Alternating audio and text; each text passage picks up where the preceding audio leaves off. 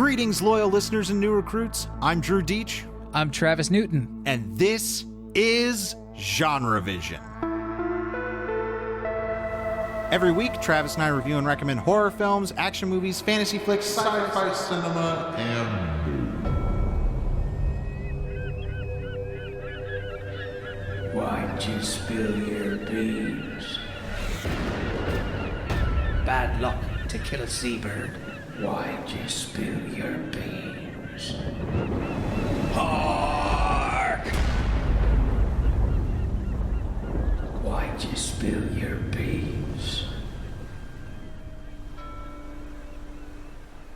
And this week, we're shipping off to a rock in the middle of nowhere to check out the Lighthouse. Before we do that, just some calls to action up front. We have a new review on the iTunes store, and I should preface this by saying that the review comes from Deanna Chapman. Deanna is a friend of mine, and I've guested on her shows Welcome to Geekdom, but also a number of episodes for her other show, Chat Cemetery, which is Deanna's attempt to cover a majority chunk of Stephen King's literary and film output.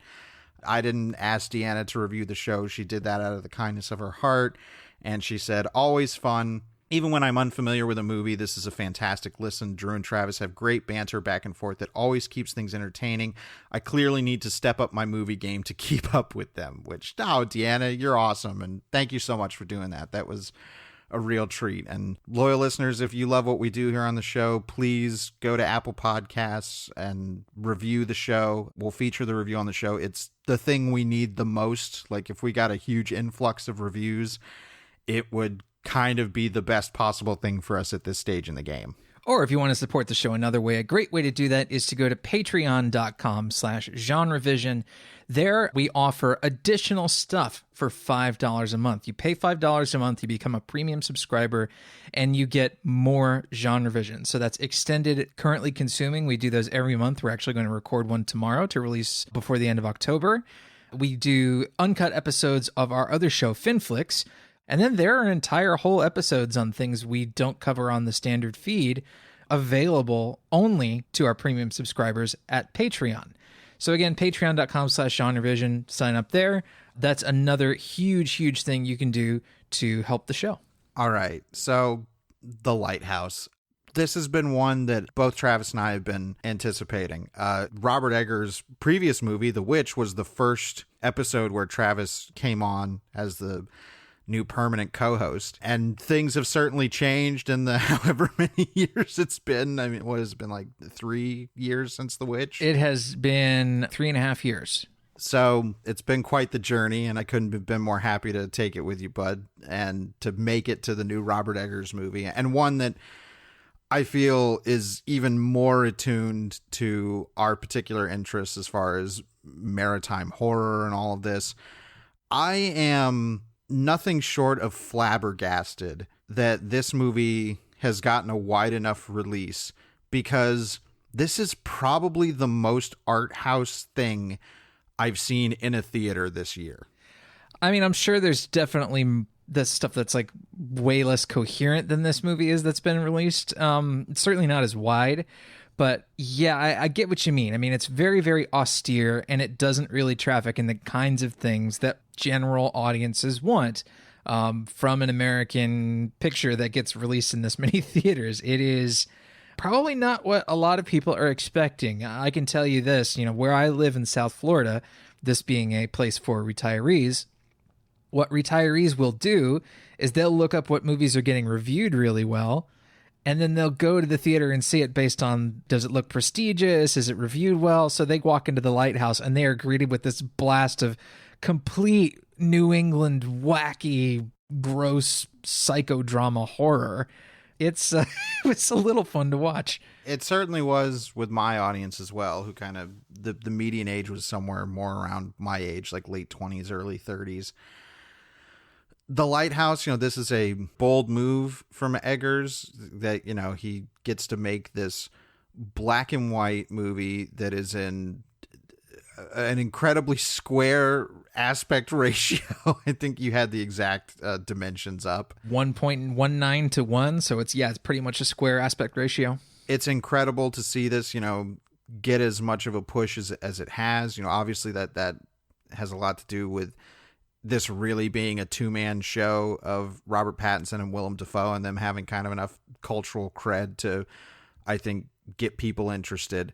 The Lighthouse, the basic setup is that it's these two men who are set to pretty much tend to this lighthouse kind of out in the middle of nowhere. It's they mention at some point it's one of the further posts for this kind of a job. Well, and it's on an island too, so that's important. It's not on the main continent lighthouse. It's out there. Right. And they're going to be posted up for 4 weeks. This is the first they've ever met each other. The characters as we meet them are Thomas Wake, played by Willem Dafoe, and then Ephraim Winslow, or Ephraim, or however he says it. Yeah, I think he says Ephraim Winslow, but we actually don't find out the characters' names for quite a long time. The movie chugs along in its first act, which was maybe 25 minutes or so, where we're just operating under the assumption that it's these two guys who could very well remain nameless throughout the rest of the movie.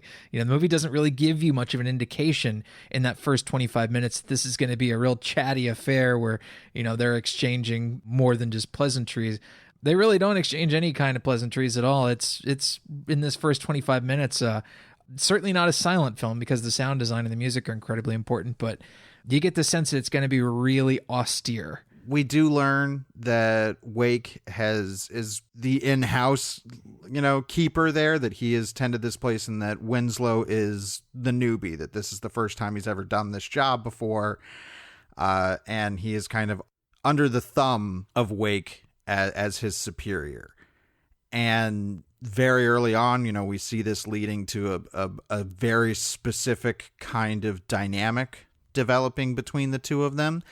And that dynamic is going to be the majority of what the film is exploring. And, we'll get to the spoiler wall eventually, so I won't say anything too telling. But I will say that for a movie that is certainly, something I would classify as horror, this is a pretty meaty and straightforward relationship drama for a movie that then goes to kind of weirder places. Right. The primary source of conflict and really what drives the narrative is the dynamic between these two characters and how they relate to one another. And of course the initial relationship is that Willem Dafoe's character, Wake, is Robert Pattinson's character's boss, but it's also his roommate, and that brings along with it a particular set of challenges because Wake is not a particularly good roommate, especially when you have to sleep in the same room as the guy and he's, farting up a storm and openly pissing in a chamber pot next to his bed and making very little attempt to hide the fact that, they both are masturbating and things like that. It's ugly. It's ugly. And I think what's really commendable about the movie, being shot in black and white, is that it gets that ugliness, and there's no other word to describe it other than crustiness of the movie. Oh yeah, it's grungy, it's crusty. Yeah, and I think the black and white photography is kind of essential to that. If this was in color, I don't think the movie would be quite as effective as it is. I think this is a downright gorgeous black and white movie, and I was saying to you before we recorded that it, in that regard, it might be my favorite black and white horror movie since Night of the Hunter. And I only say that in terms of the way it's crafting kind of beautiful, haunting images, and it needs to have the black and white palette to do that. Yeah, well, I mean, so much of that crustiness and things that comes across, is by saying, things that are dark are dirty. So when you're only dealing in a spectrum of from solid black to solid white, the lighthouse being the beacon, everything that is bright aside from, seagull poop, is saying that this is the enchanting, the light stuff, and then everything that is dark is dirty and horrible. That's just the aesthetic choice behind the movie.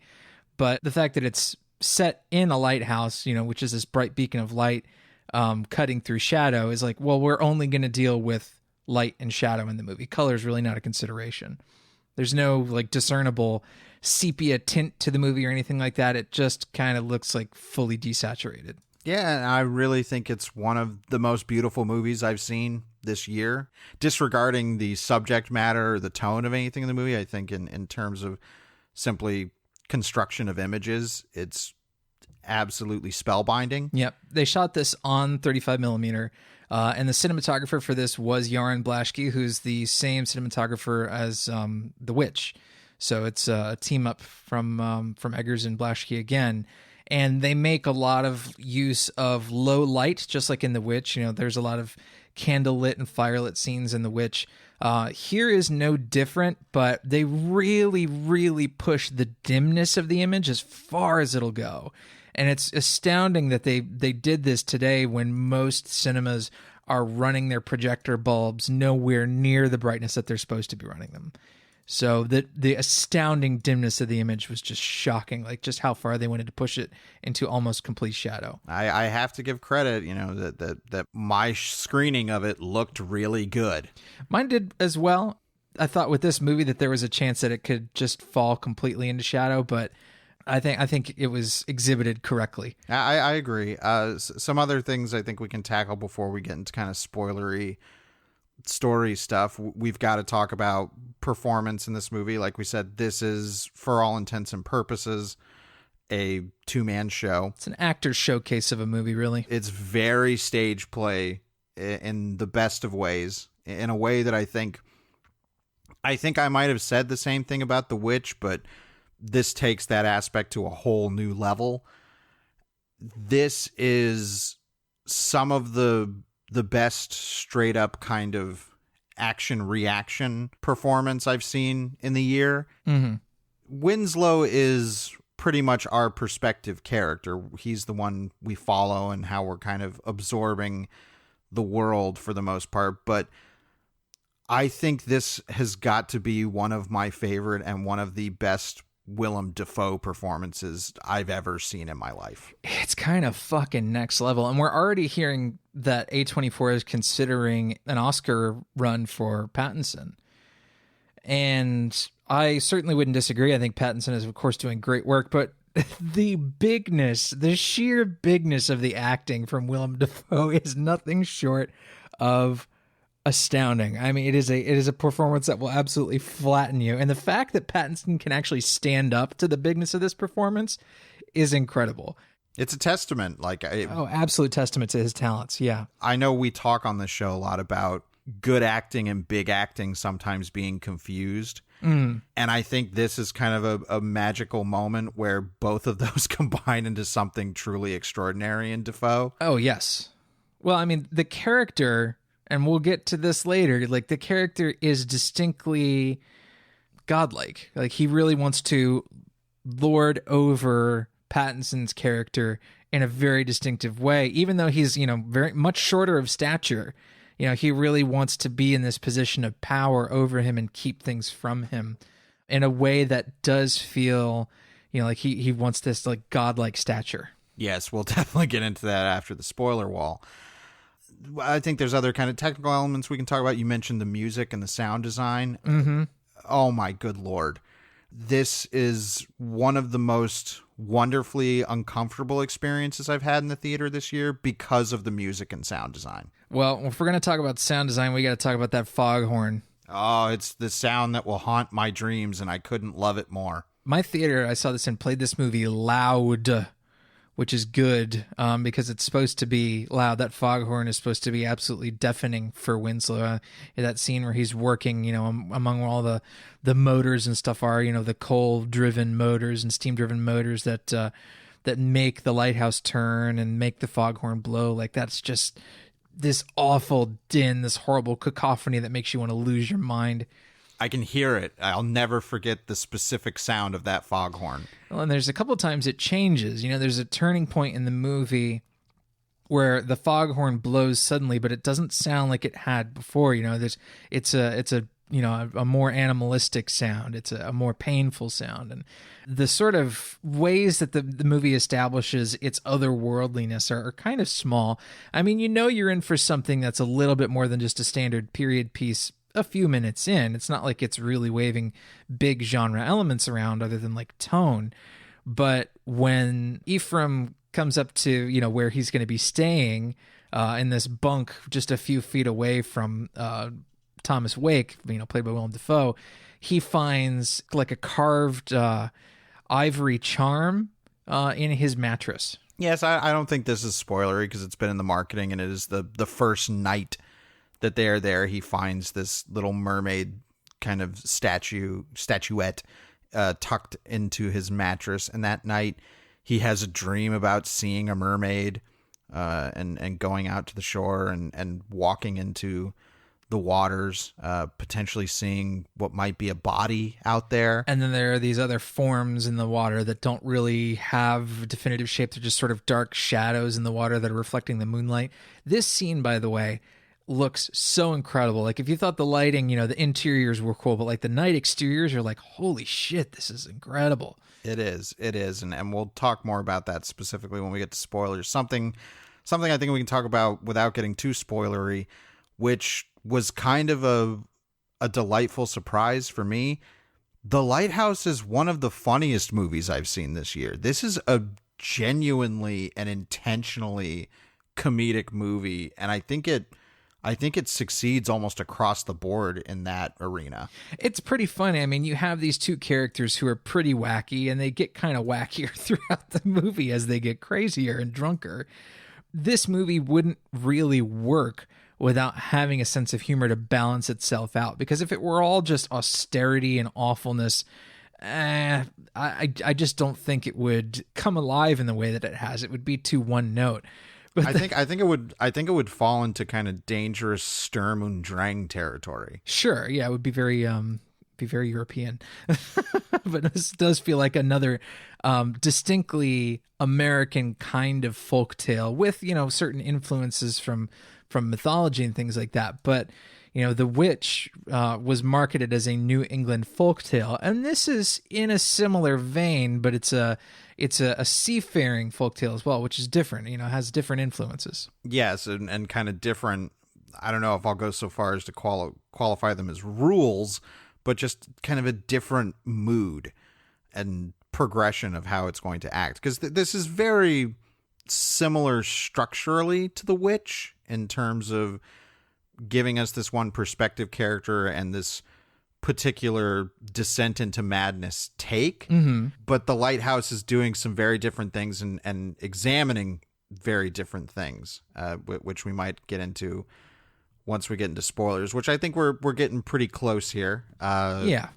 So I mean, if you haven't figured it out yet, I think we both kind of love this movie. I'm really, really happy with it. I'm fairly certain this is going to be high up for me on my year-end list. It really is a blast. I mean, it is disgusting and uncomfortable and frightening. There's some genuinely frightening stuff in the movie. There's some jump scares. It's certainly no stretch of the imagination to call it a horror movie, I think. It is one of these sort of tales of cabin fever and madness and, masculinity gone ingrown and infected. And I haven't seen a whole lot like it, especially not new, in a long time. Yeah, I'm really, really, really happy with it. So let's consider this the spoiler wall here. I don't have a specific spoiler to kick things off, but you talk about masculinity, and I think one of the biggest themes that the movie is exploring is male fragility and the fragility of ego and of self-worth, and how that gets tied into a lot of things. Because as we learn more about these characters, and specifically Winslow's past and why he decided to take this job, we realize that there is a guilt hanging over him, because he's a very quiet person. He's very reserved. He's kind of taking everything that Wake is throwing at him in stride, but you can tell it's just seething under the surface. And the only time they seem to have any kind of modicum of camaraderie is when they start to get drunk together. Because before, when we first introduce it, Winslow refuses to drink. And he says, drink makes men stupid and all this kind of stuff. Well, he says he's following the manual that the overseeing entity, is that governs the lighthouses. Like, he reads a manual and says that it doesn't allow lighthouse keepers to drink. We see this tendency in Winslow early on to want to sort of keep his head low. It's just going to be 4 weeks out there. Get your work done. Take all this shit that this guy gives you. Don't stand up for yourself. Just do the work. And that's his mentality. He's really trying to sort of disappear, really, and work. Yes, and I think that's another huge thematic exploration that the movie is kind of digging its fingers into the wound of, is this idea of labor and how labor relates to masculinity and those kinds of feelings about you have to suffer when you work because that's the only way that it kind of means it's worth something. And then this gets compounded upon when we learn more about Winslow's past and this very particular guilt that he has, hanging over his head. Well, the more conversations we start to hear between Winslow and Wake, they give us those first indications of what the characters have gone through and, what they might be hiding from one another. And it's one of the movies that by the end of it, you're not really quite sure who any of the characters are or what their pasts are. It's just so nebulous. Their actions are really the best indicator of who it is they are. That first scene where Winslow finally, thinks to himself like, hey, it's my last 2 weeks here. I've gotten through the first 2 weeks. I'd rather, enjoy myself a little bit. And he has his first couple of drinks over dinner with Wake, and of course Wake's just pouring booze into this guy's cup. And they have a scene that reminded me very, very heavily of the scene of Quint and Brody and Hooper getting shit-faced in the pilot house of the Orca. I can't help but believe that either, consciously or unconsciously, Eggers is drawing upon that kind of specific dynamic. As Jaws will probably stay cemented as the maritime horror movie of all of pop culture, I have to believe something of that seeps in there. Well, Quint is this kind of character. He's this old sea salt sort of from another time. He's a man out of time, even in Jaws. And that's why they go to look for him. He's this sort of outdated masculine ideal of the seafarer. And the Lighthouse talks about this as well. Like, it's set in 1890, but even Winslow knows that this old seafaring mentality is bullshit, and he accuses Wake of putting it on. Yeah, well, the more that we engage with Wake is we don't know exactly where the line of, because again, since Winslow is our perspective character, we don't know the line of what might really be going on and what is either fabricated or, completely delusional in Winslow's head. But from what we see in the movie and from his perspective, it's possible that Wake just genuinely likes fucking with him. I would say that that's not just possible, but highly probable and likely. There is sort of a malicious glee in the sort of stuff that Wake does. He takes delight in sort of switching things on a dime. You think 1 second he's going to go off, and then sometimes he'll lighten the mood. He's kind of unpredictable, and that's what makes him more frightening. It is so eerily mercurial. Mm-hmm. And the movie plays this even to comedic effect. There's a sequence where they're getting drunk and they are, at first they're dancing and singing together, and then they're, hard cut to them laying on the floor, kind of with Wake laying in Winslow's lap. Another scene of them, yelling or fighting, and then hard cut to them slow dancing together as Wake. That was the biggest laugh in the movie for me. I thought it was so fucking funny when we cut to them slow dancing. Yeah, it's great. So this bonding stuff between them is some of the more compelling stuff in the movie, but eventually the two end up getting so shit-faced that they devolve into like barely even human interaction. It is like two apes flinging poo. I mean, it is so primal and ugly and raw. You know, when they're singing sea shanties and dancing around the table, and they don't give a fuck what they knock over. They don't give a fuck what kind of mess they make. They just become this destructive force. You know, there's this nor'easter that has blown in, and it's like they're just basically being the storm inside. You know, they're knocking shit over and punching holes in walls practically. Well, I mean, talking about the nor'easter, we do have to get into the more mythological and potentially supernatural elements of the movie. That there's set up these seagulls, of course, that are hanging around the island, and there seems to be this one specific gull that just loves torturing Winslow, and you know, it comes by his bedroom window at night and taps on his window to wake him up. And that was so funny when he gets up and looks out the window, and by the time he looks out the window, the seagull has exited the frame.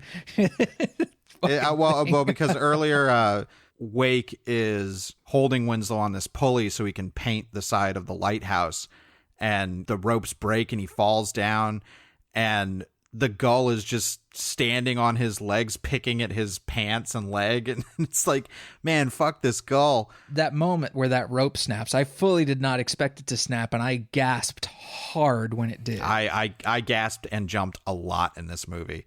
So that is incredibly effective. But so this gull continues to torture Winslow, and then at one morning he goes to the water pump to get some water, and it tastes bad, and he pumps it again, and just this black ooze comes out. And this is a testament to the black and white photography.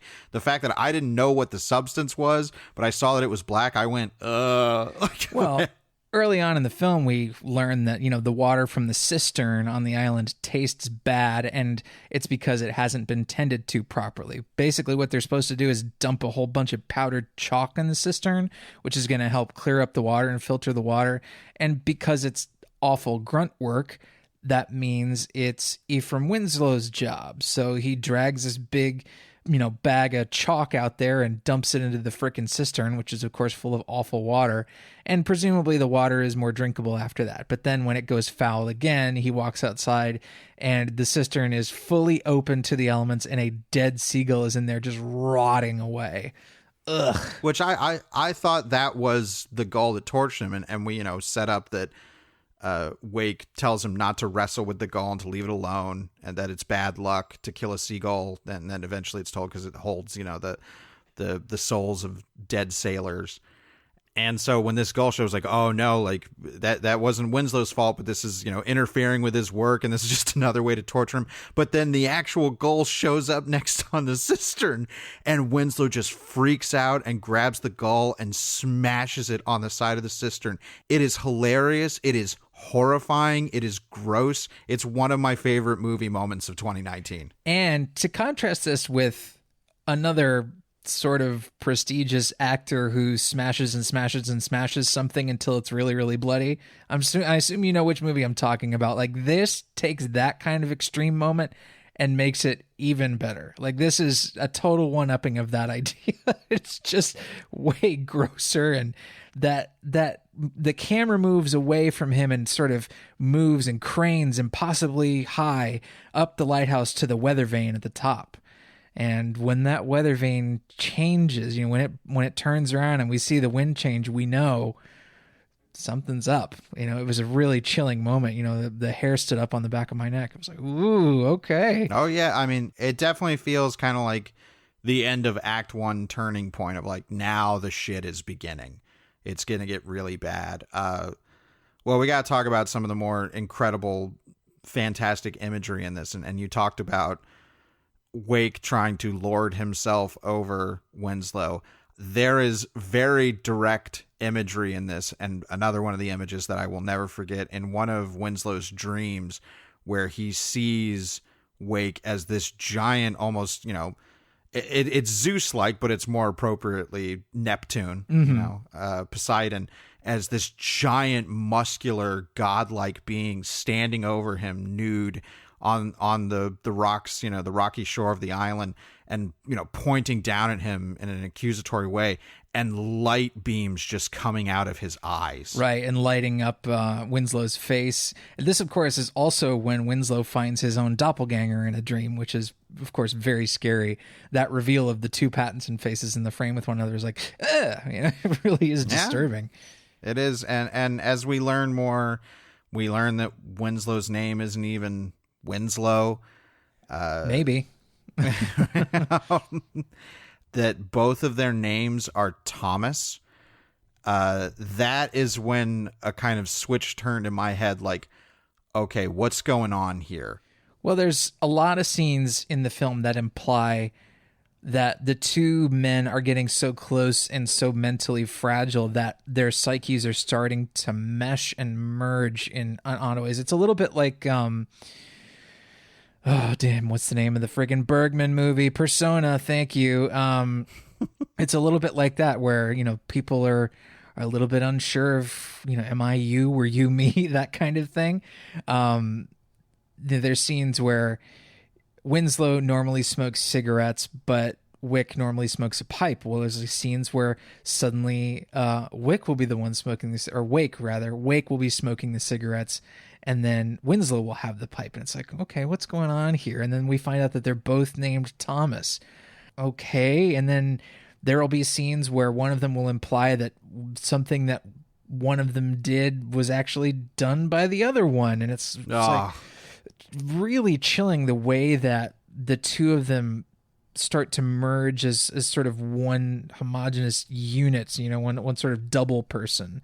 And then there's this sort of violent clashing and splitting apart, that scene where, they almost kiss in that slow dance scene. And of course they immediately turn it into a fight. Yeah. It's almost played like they're smiling while they're punching each other. Again, this is taking apart so many kind of tried and true ideas about masculinity and how men are supposed to behave, and how a lot of those walls come crumbling down, especially when liquor gets involved. There's liquor involved, and then the fact that there are no women, that it's a strictly male space, right, with a high degree of isolation and substances that are known to make people act real funny. Booze, just booze. Well, booze becomes incredibly important because once they think they're about to get picked up, the night before they had gotten the most shit-faced they had at that point, and maybe had slept through the pickup. They don't know, but they don't get picked up. And now they're like, well, maybe it's, the storm has been too bad that they can't ship out, or they can't, dock here or anything. So we may be in for the long haul. Wake is very much about, like, he keeps, after a certain point, being like, the provisions, Winslow, we have to get the provisions. And they have to. This is shortly thereafter we think they've potentially either missed their pickup, or the seas are too rough and they're not going to get picked up for some time. Then fucking Wake drops this bomb on Winslow and says, it's been weeks since we missed our pickup. And you're like, oh shit. We're in for some really harsh stuff in the next few scenes. This is where we really start to see Winslow really go mad. Well, you talking about cabin fever type stuff, and this isn't my shelf pick, but I immediately thought of those meaningless, maddening title cards from Kubrick's The Shining, when it'll just be Wednesday. Mm-hmm. Like, where it's just like, oh, time is nothing anymore. Right. They've encountered this nowhere space where time is irrelevant. Yes. And as the movie kind of embraces its more symbolic elements as it goes on, and it becomes more and more mythic. Obviously it's easy just to read this as, okay, Winslow, or what's his full name? Thomas Howard. Howard. Yeah. As we learn his name is Howard, as it's easy to read it as just, well, Howard is going crazy. I think that's kind of the light read. I think there is something way more insidious and larger scale going on here, and we can talk about that when we get to the ending. But the movie starts really showcasing some outright, Lovecraftian horror. Specifically, Wake is very protective about the lantern space of the lighthouse. He's like, you can't go up there. It's locked. I take care of the lantern. That's my duty. I'm never going to show you how to do it.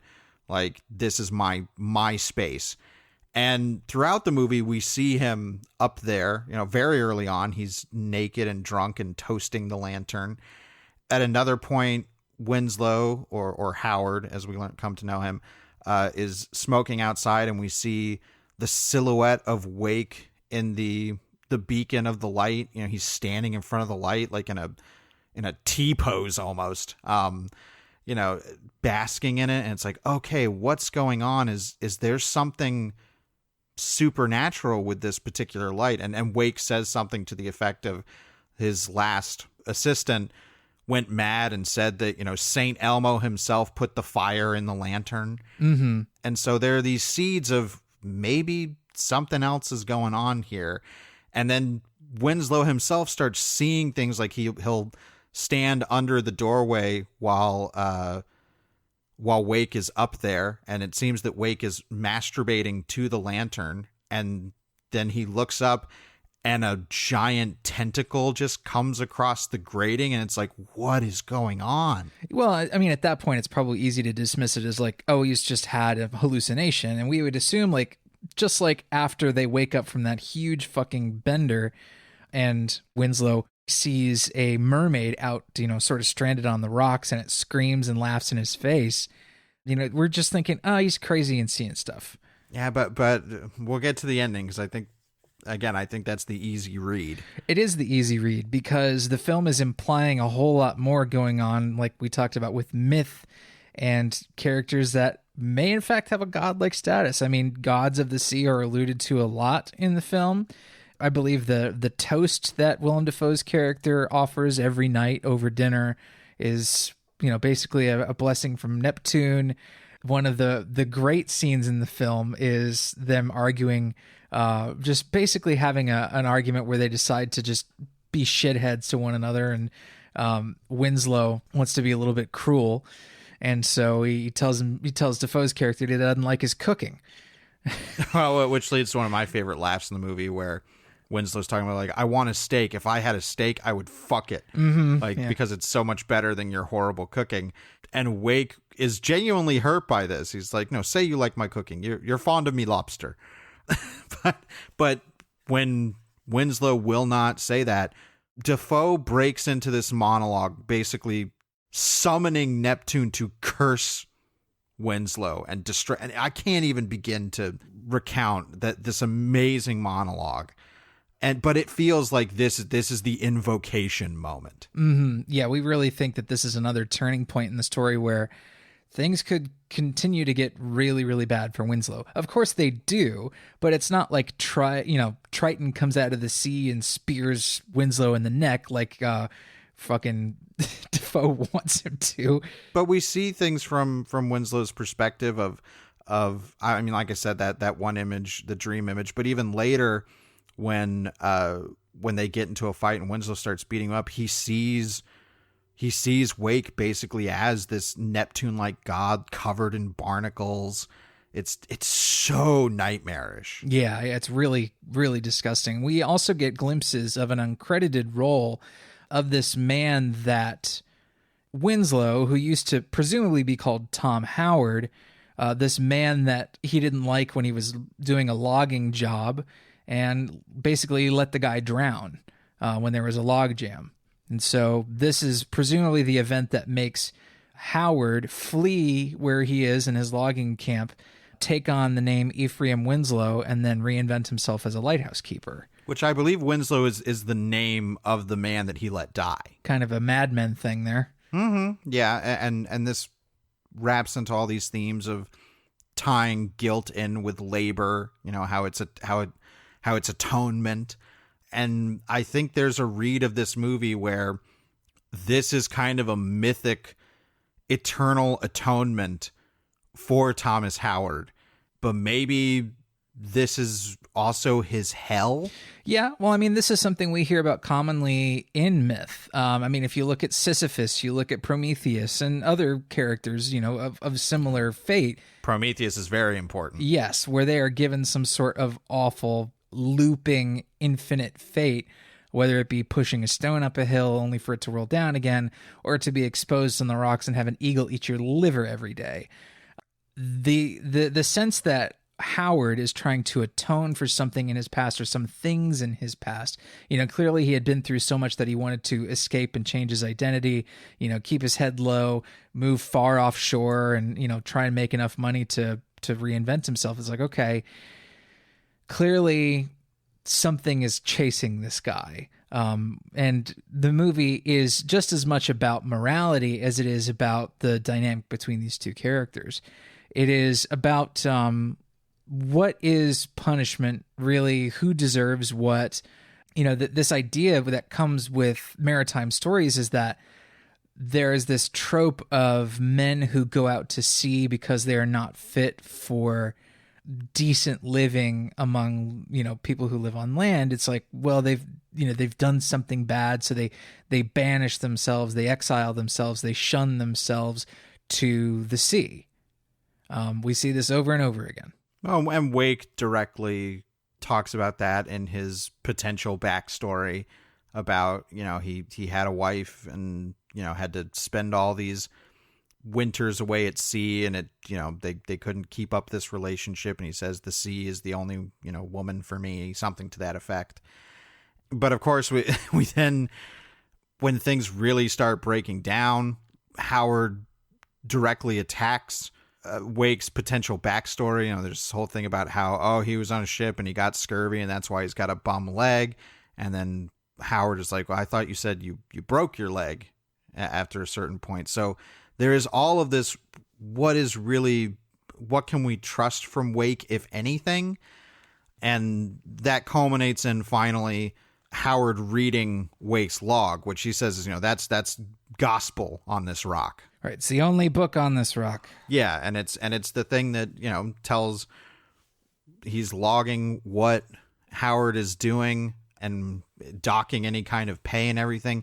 And when the storm really hits and there's this great shot of them sitting on the floor laughing in each other's faces maniacally and the window above them just crashes open with a ton of water.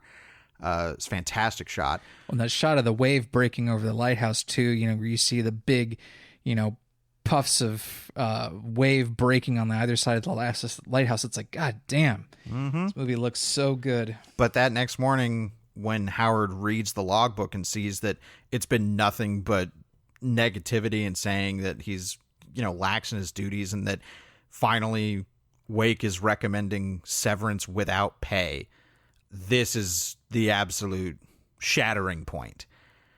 And this is when the movie, I think, gets the kind of the scariest for me.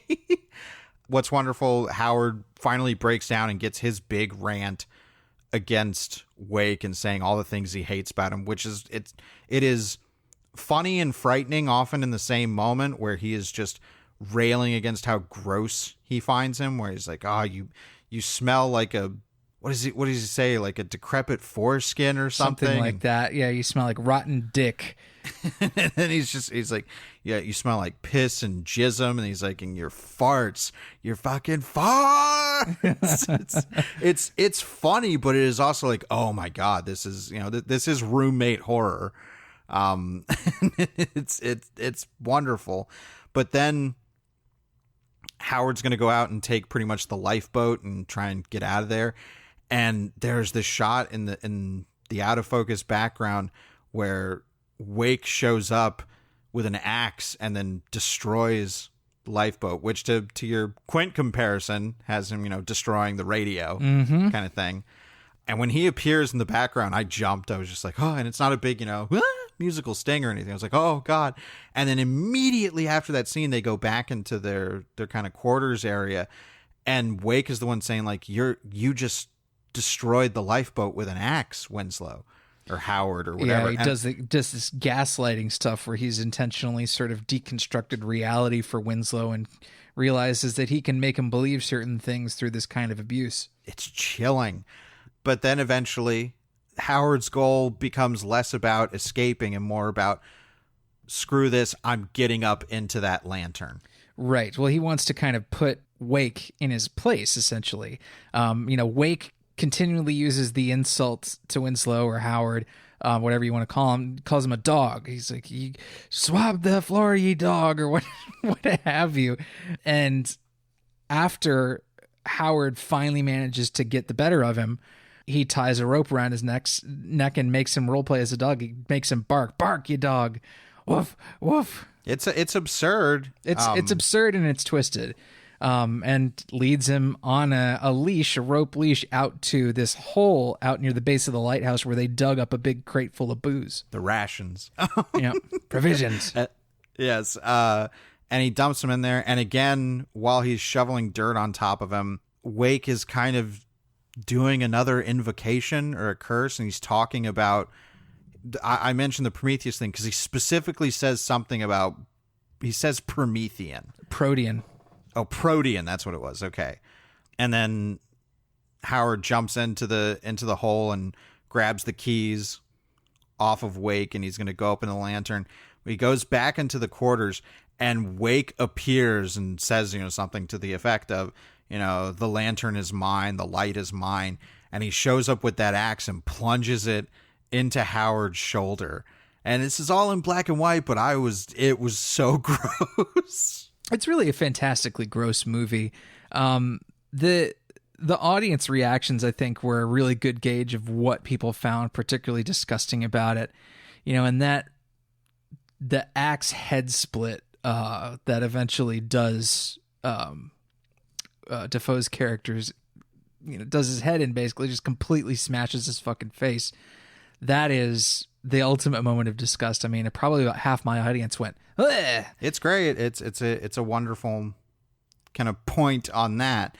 But then we get to the ending where, there have been all these kind of dream images that Howard's been seeing. This mermaid that keeps cropping up. At one point, he has sex with it in this, whatever madness that he's supposedly like this intercut, like where he's, supposedly having sex with a mermaid, but it's also intercut with a scene of him furiously masturbating, and then it's intercut with some other really hideous, horrible imagery.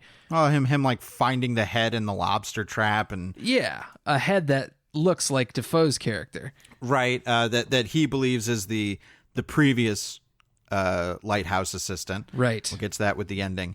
So eventually, he finally gets up into the lantern. And the movie becomes completely magical, where he's sitting there, a gaze at the lantern, and the door of the lantern just opens up by itself, inviting him in. Oh, yeah, really chilling shit. Yeah, and then there's this great shot from inside of the lantern with the light just getting brighter on him, and he starts screaming, and it's this warped kind of like bit-crushed effect on the scream that kind of sounds a little bit like the foghorn. Mm-hmm. Whereas this melding of this madness-inducing place in this person, I thought that was going to be the final image of the movie. I thought this was kind of the culmination, the you've seen into the face of God moment, and to know the face of God is to know madness. But then he falls down the stairs of the lighthouse, and presumably is in such a state that he's going to die. And then we see him out on the rocky shore. He is nude, and the seagulls are pecking at him, curiously close to the spot where his liver might be.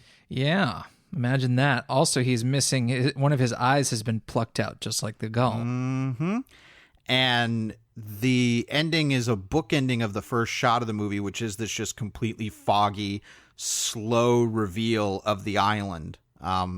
Whereas in this, it's kind of in reverse, which to me is like, is this a loop kind of thing? Like, this is his eternal punishment. Right. This is his Sisyphean task, this to be toiling away under the horrible torture of this potential sea god. Like, legitimately, the movie is sort of introducing this idea that Defoe's character is like Proteus or Poseidon or Triton, some sort of aquatic deity. Yeah, and one of punishment, of one, this overseer. It's incredibly powerful. It's incredibly haunting, and this is going to rank high for me by the end of the year. I know that, going into this, we were very much like, well, this has got a lot of nip for the both of us. But even so, I think this is kind of a triumph. I wouldn't say kind of a triumph. This is a complete and utter triumph. This is a really wonderful movie that I can't really recommend to a ton of people, but I think you out there you would know if you're the kind of person who might like this movie. I saw a tweet during, A24's marketing campaign for this. And A24, of course, is so great at marketing these things on the web. But it was like, upvote if you're going to go see The Lighthouse just because you're horny. I don't know if you're the kind of horny for this movie that you think it's going to be hot. I think you're in. I think you're bad in time. for a bit of a bad time or a surprise. Bad time. No, this is an ugly, cruel, literally laborious movie, and a man's story. Basically, I'm not trying I'm not trying to be exclusionary. Of course, if you think you're going to be into this kind of examination of masculinity, please go see it. I invite you to. But it's not some it's not a view of masculinity that's a very kind of specific modern takedown. It's kind of it's examining a lot of different facets of it, and some of that will kind of fall into more stereotypical arenas of masculinity as presented in art and particularly movies. Well, it's not a power fantasy, and it's not really a persecution fantasy in a way. It really is a story of punishment, of these horrible men and their bizarre identity problems in this location. It really is kind of the masculine inversion of a movie like Persona.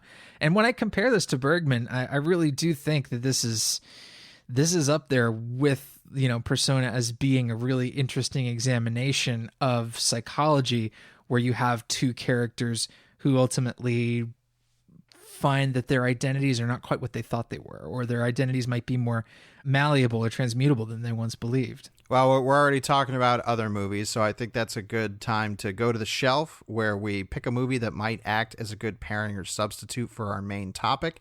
And as always, we want to encourage you, loyal listeners, to go to GenreVision.com and comment on the post for this episode with your own shelf picks.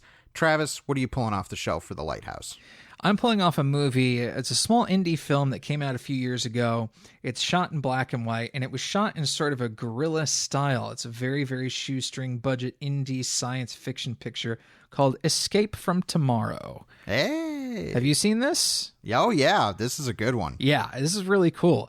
It is an absolutely absurd psychological horror science fiction film that the director wrote to take place entirely at Disney World.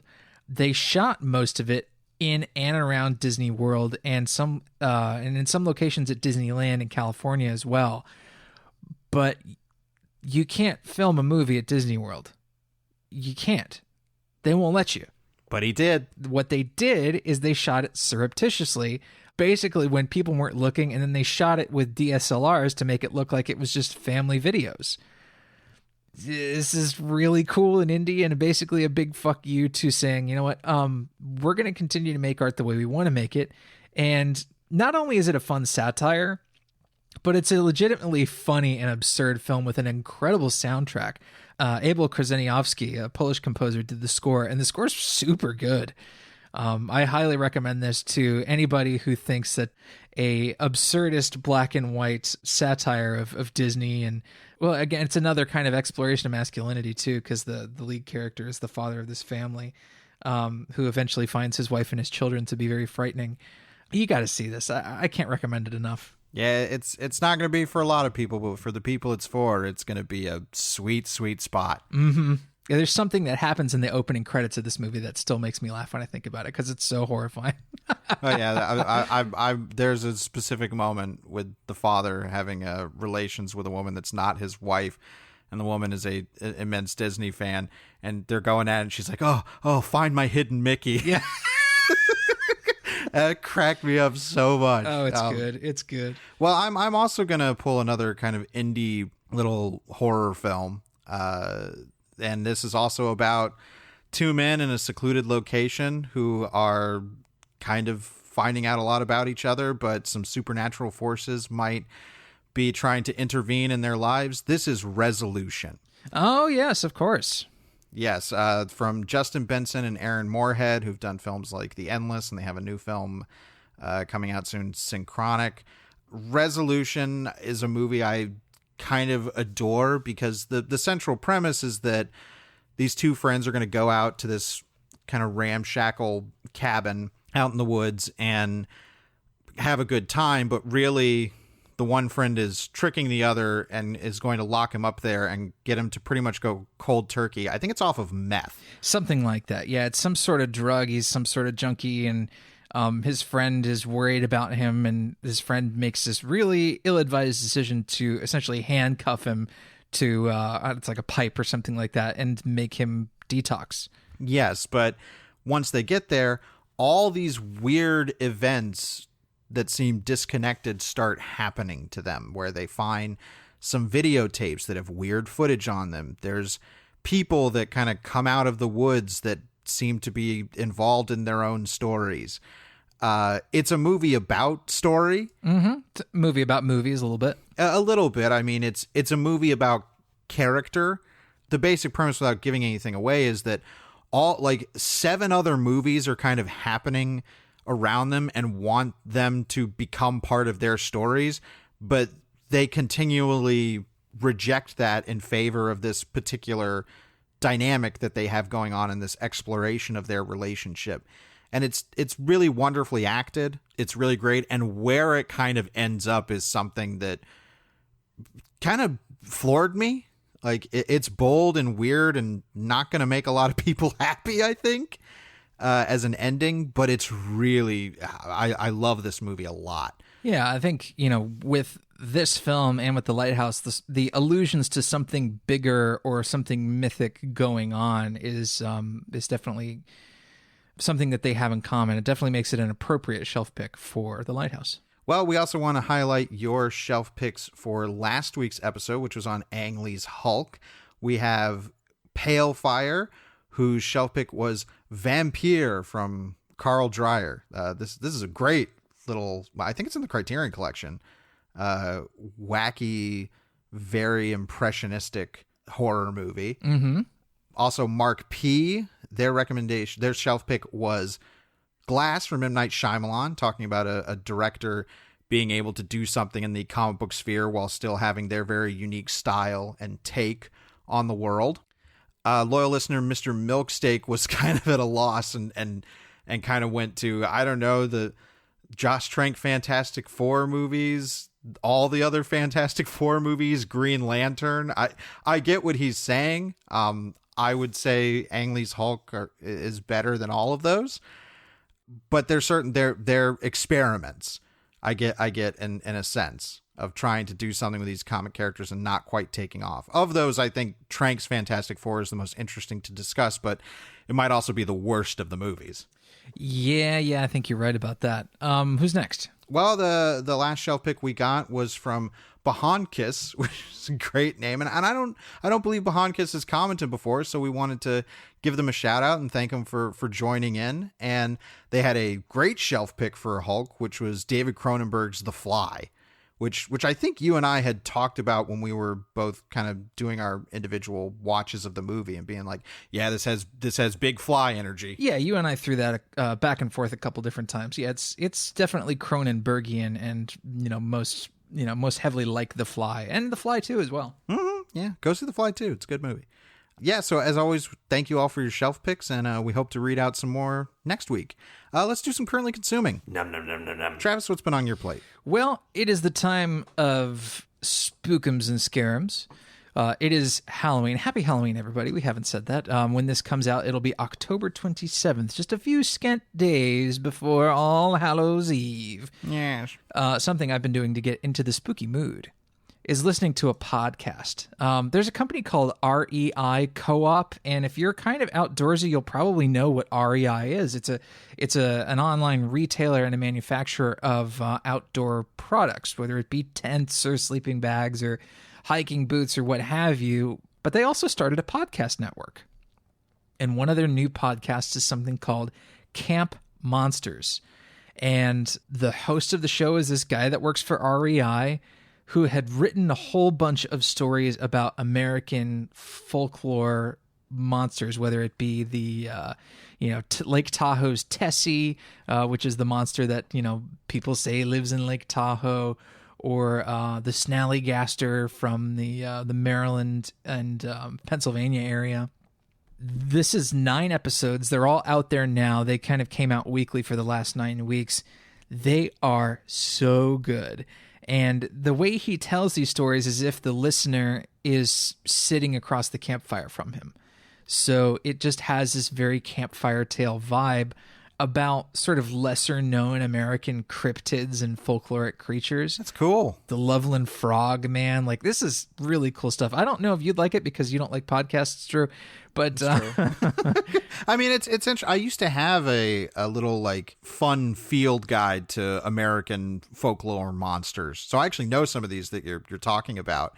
And it's always, I love that kind of, cryptids and that kind of stuff. My favorite from that I remember, I can't remember the area it's shown, is the hoop snake. Yeah, I'm not terribly familiar with that. It's a snake that supposedly will bite its tail and roll like a wheel. Spooky. Yeah, I know. Oh, it's going to roll after you and get you. But no, that sounds great. I love kind of campfire cryptid monsters that are out in the woods type stuff. So that actually sounds kind of cool. It's really cool. The episode that they did on the Ozark Howler is particularly scary. Each episode is a half-hour long, and there are 9 of them. And they've already announced that they're going to do the same thing next year. So in the 9 weeks leading up to next Halloween, the podcast is going to come back. Again, it's called Camp Monsters. It's from REI Co-op. The host is this guy named Weston Davis, who doesn't exactly have a career in storytelling, or he didn't have a career in storytelling before this. But my gosh, I am really astonished with how good these stories are that he's written for the show. Awesome. Anyway, that's all I've been currently consuming that I have the time to talk about today. What have you been currently consuming? Well, I should have an appropriate movie for the times of spookums and scarums, but instead I just want to talk about one of the most enjoyable movies I've watched this year. This is Dolomite Is My Name. This is the Rudy Ray Moore biopic. People don't know Rudy Ray Moore was a comedian who eventually became an actor and somewhat filmmaker and made a good number of films, his first and probably most notable being Dolomite. This is starring Eddie Murphy, Wesley Snipes, Keegan-Michael Key, a murderer's row of incredible talent. I had such a giant smile on my face watching this movie. I think I've seen Dolomite and The Human Tornado as far as Rudy Ray Moore stuff, but also like Disco Godfather. He is pretty much, I would say he's kind of the Tommy Wiseau of his time, not in terms of quality, but in the idea that he just wants to do this specific thing and he's going to do it, the status quo be damned. Well, I mean, the one that I'd heard the most about was Petey Wheatstraw, his movie. Petey Wheatstraw is kind of his foray into, I guess you could say, horror. But again, he makes, these are comedies and he wants people to enjoy them as something funny. And they're really funny movies. Like, they're ridiculous. And this is kind of the story of him finally hitting it in the stand-up scene by creating this character Dolomite and this rhyming style. And then becoming a genuine sensation with, I think he made like 5 or 6 records, and they're all extremely explicit. And he was another one of those, like, you can't play this stuff on the radio because you're saying stuff that you absolutely are not allowed to say. Mm-hmm. He was like, well, fuck that. I'm going to fucking say it anyway. And eventually that turned into him wanting to get into the filmmaking business, and the movie also covers the filming of his first film, Dolomite. This is from the writers of Ed Wood, so they have that kind of similar story structure experience, and I think it's used very well. Eddie Murphy just got kind of into this run where it was like, oh no, Eddie, no. And I couldn't name the last thing I remember where it was like, wow, you got to see this because Eddie Murphy's doing great, because he is a phenomenal talent. Oh my gosh, is he an absolute winner as Rudy Ray Moore in this? It is not only the most fun I've seen him having in a long time, it is a genuinely transformative performance. And it's not, they don't have to put a bunch of prosthetics on his face or anything. He embodies Rudy Ray Moore in really kind of non-flattering ways, because part of Moore's issues trying to become a star was that he was a pudgier guy and he wanted to be the leading man, romantic lead action hero. And people were like, yeah, you're portly, you've got a gut and you're not a good looking guy. Like, that's not, you can't lead a film. And he was like, well then fuck it, I'm going to go do it myself. It's rebellious. It's wonderful. And there's so many moments with characters where, and of course, because this is a biopic, I'm just taking it at face value. I'm not going to get into the differences of what really happened or anything. It's just a matter of how the movie presents it. And it's so heartwarming because it's a story about wanting to see yourself represented on the screen. And obviously, because of the time that he's, making this in, this gets tied into the blaxploitation movement, and that had already been going on before Rudy Ray Moore kind of came around. But there's a great line where he's talking to his record producers and trying to get them to give him a loan in advance to make this movie. And they're like, Rudy, you do this, you're not going to be able to sell this. You're not going to be able to see, people don't want to see this. And he says, well, I talked to everybody and they all want to see a Dolomite movie. And they're like, you can't make a movie for the 5 blocks of people that that want to see it. And he says, well, you know what? I'm going to do it because those 5 blocks exist in every city in America and they're the ones that will love it. And it's like, fuck yeah. Like, there's so many moments in the movie that just made me like cheer about like, yes, do this, like make it happen and do it on your own. And who cares? Like if it's against the norm, and it's wonderful. Like it's extremely lighthearted and it does fall into, biopic standard trappings, but there's just so much heart and charisma and swagger and fun and love in the movie that it's such a good time. I can't recommend it enough. It's definitely one of my favorite movies of the year. Dolomite is my name. It's available on Netflix now. Please check it out. I highly recommend it. And let's wrap things up with our Comment of the Week. Man, I wish we could just highlight everybody's comments for the Ang Lee's Hulk episode, because you guys had some great ones. I loved kind of seeing the legacy of this movie and where it's at with people now. But we did want to highlight loyal listener WZilla13, who actually disagreed with us and gave a really, really thoughtful response as to why he did not like this movie. Yeah, so much of, I think, what really brought it home for WZilla is like, this isn't a movie that sort of does what he likes about a character that he loves very dearly. And I totally get it. I think WZilla wraps up his thoughts in a really not only succinct way, but in a way that kind of allows us sort of perfectly into his perspective on this. He also talks a little bit about the Roland Emmerich Godzilla, which is a fascinating movie to talk about, I think. Well, yeah, it's much like the Trank Fantastic Four. It's like it's a bad movie, but it is endlessly discussable. Sure, yeah. And I think that's not, I mean, I don't know if this is how WZilla feels, but even if you get to the point where I dislike Ang Lee's Hulk, I think that doesn't mean it's not worth talking about. Yeah, absolutely. Because it does so much that's kind of outside the norm that it's certainly worth discussing.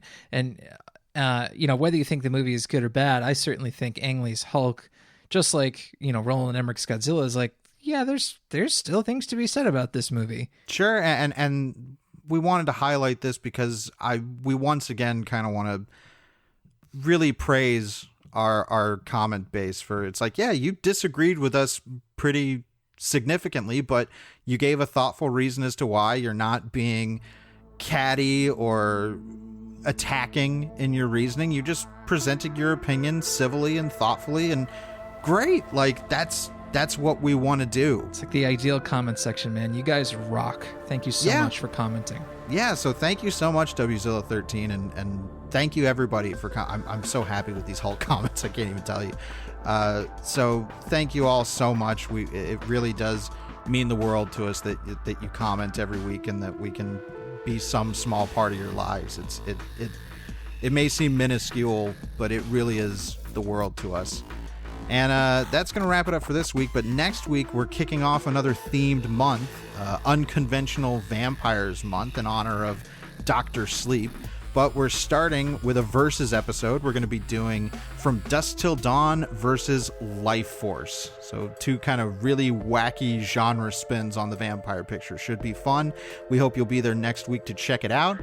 As always, we want to thank you for listening. I'm Drew Deach. Did you say thank ye? What? You did, didn't you? What? I just slip it into my natural discussion now, but yes. I'd like to thank you for listening. We want to thank you for listening. And as always, I'm Drew Deach. I'm Travis Newton. And we'll see you next week. Right here on Ye Olde GenreVision.